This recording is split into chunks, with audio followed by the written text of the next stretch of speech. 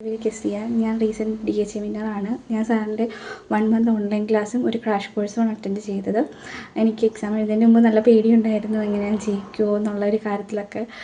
പക്ഷേ എക്സാമിന് സാറ് പഠിപ്പിച്ച ഒരുപാട് റിലേറ്റഡ് ആയിട്ടുള്ള ക്വസ്റ്റ്യൻസൊക്കെ ചോദിച്ചു.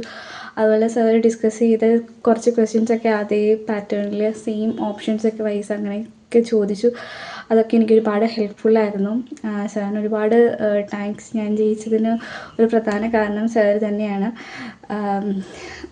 സാറിൻ്റെ ഓൺലൈൻ ക്ലാസ്സിലൂടെയൊക്കെ ഒരുപാട് തിയറി നോളേജൊക്കെ കിട്ടി.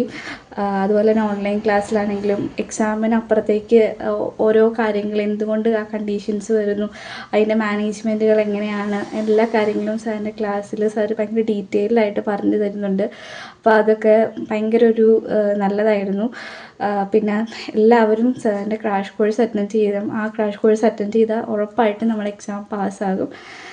ഒരുപാട് താങ്ക് യു സാർ.